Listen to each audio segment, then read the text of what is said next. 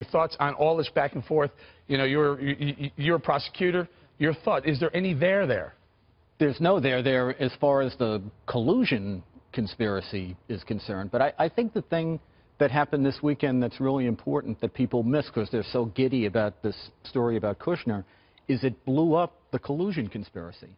Because if there had actually been a collusion conspiracy, there would already be back channels to Russia. There'd be no reason for Kushner in December, weeks after the election, to need to set up a back channel to Russia had there been one during the campaign. So I know for the moment they're loving the story, but I think it's kind of exploded the story that they've been telling us for 6 months. And now we talked about this yesterday. We were here live yesterday, and we talked a little bit about the fact that under President Obama, there were back channels that were set up with Russia. In fact, John Kerry, as Secretary of State, Obama's Secretary of State, developed those back channels. You can go back through every single president in modern history, and there have been back channels, the Kennedys as well, right? Well, that's right. And certainly the Obama administration went to extraordinary lengths, actually, to appease the Russian government under Vladimir Putin. And the same applied, of course, to the Iranian regime as well. Yet there wasn't the same kind of scrutiny of the Obama administration's actions, actually. And if you look at the Obama track record when it came to dealing with Russia and with Iran, it's really a track record of tremendous appeasement. The same also applied, of course, to Hillary Clinton as well when she was Secretary of State. Yet there wasn't this kind of tremendous scrutiny. Why is that? That's a very good question. I think there's a real double standard that's being applied. And actually, if you look at in fact, the policies of the Trump administration towards Russia, they're significantly tougher than the ones put in place by the Obama presidency, actually. And so the Russians aren't actually gaining anything at all, in fact, from this new Trump presidency being in place. And in fact, the Trump presidency has even talked about expanding sanctions against Moscow over Ukraine. And so this is tougher language than we saw coming from President Obama. Frankly, though, I'm not impressed with tough language. That's just me. I'm impressed with tough action. And I said I thought the sanctions put forward by the administration of Barack Obama at the end were too little and too late. So I hope for America's sake that you're right, and we'll see that tough action follow the tough language. He lifted sanctions. Before he left, Obama lifted sanctions. Yeah, that was a problem. And he even placed them and he lifted them, and it was a mess either way, too little, too late. I want to speak to Michael Cohen and him not coming forward. I think as lawyers we know. I can't even believe that he was asked, quite frankly, only because I guess they had to, but it's privileged. I mean, certainly most of this information would be privileged, and no lawyer in his right mind ethically would avail and possibly breach that client confidentiality arrangement. Well, this whole thing is kind of like that, right? If you watch the press briefing today, people are asking Sean Spicer questions that they full well know he can't answer. What do you think Donald Trump thinks about this? It's hypotheticals about hypotheticals, right? And it seems more like a kind of conversation you'd have over drinks, like gossiping and chit-chatting with your friends, than a kind of thing that would be televised that he can really answer. Right, but it's all a charade, though. Yeah. It's the kind of thing that if you were in a courtroom with a judge, they wouldn't allow it to go on. Exactly. And inadmissible. Right, because the judge would say, knock it off. Yeah. You know, but also point out the fact that this has been going on for decades. Decades of back channeling. And again, let's point this out for 1,000th time. There's been zero evidence produced of any collusion between Trump's administration and the Russians, especially as far as influencing the election. No, there's no there. There hasn't been from the beginning. In the course of this investigation thus far. As long as...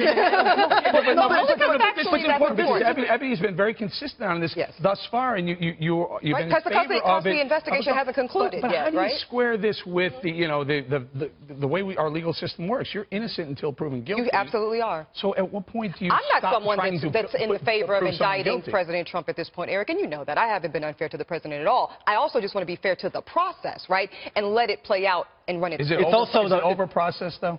Is it over? Is it too much process? Not at this point. Now, if we're 12 months from now and it's still going on, then I will give you that it's over process. Yeah, I don't think it is. I absolutely don't. People still have these questions, and I think that, which Spicer did at certain points today, but not consistently, just say, hey, there's an investigation, Kushner is going to talk about it. Just say as little as possible, really. Especially since we have new general counsel now. That has given everyone cover to just shut the hell up on TV. Agreed. But amid the media circus, John Sununu, the former governor of New Hampshire, went off on the mainstream media's coverage of the Russia probe. This was earlier today. Look, you're asking hypotheticals on hypotheticals. Well, I'm trying to actually take your temperature. I'm trying to gauge your comfort level with all of this. My comfort level, the only discomfort I have is with folks in the media trying to create a venality without having the courage to specifically tell me what the venality that I should be concerned about is. That's exactly what we were just pointing about the media asking the hypothetical of Sean Spicer. If Kushner did this, how do you think Trump would feel about Kushner having done this thing that he maybe did or didn't do? What kind of use of anybody's time is that, really? Well, we have two lawyers on set. Are you a lawyer as well? I'm not a lawyer. Just a PhD. Just a Yale PhD. What's going on with the media? What's going on with the media and the press briefing? But this, to Ebony's point, there is a proper investigation here, but it's a counterintelligence investigation involving Russia. And the only target or subject of a counterintelligence investigation is the foreign power that might have an impact on American interests. To the extent what they're doing here that's unfair is they're taking a situation where there is a proper investigation and they're conflating a criminal investigation with it, which there's no basis for. Does the Michael Cohen being, I think he actually called himself now a, quote, target, whereas I think we made that distinguished before, where if you're just a person of interest, that's different from a target. That's correct. Not in a there is no target and no subject in a counterintelligence investigation. And this is what's so dishonest about what they're doing. Target and subjects are terms of art in a criminal investigation for who a grand jury will probably indict or might indict. It's got nothing to do with a counterintelligence investigation, which targets seeking information. Right. What is the foreign power doing that might compromise American interests? Your thoughts now?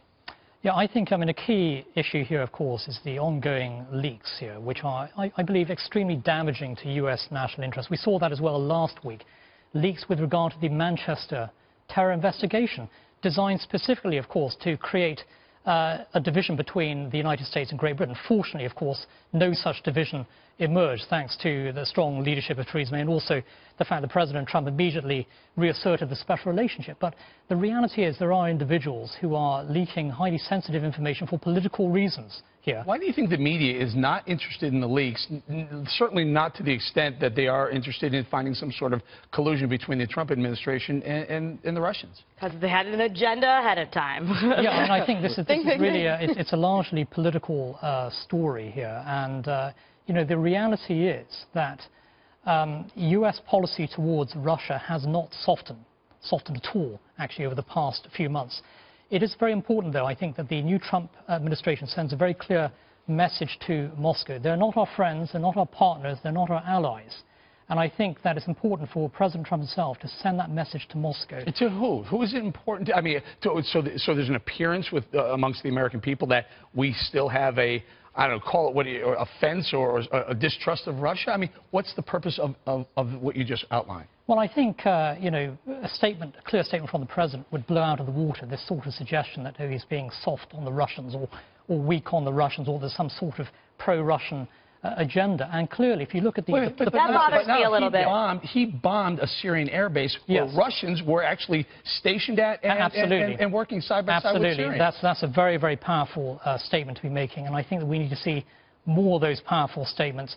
At the end of the day, the Russians are not our friends.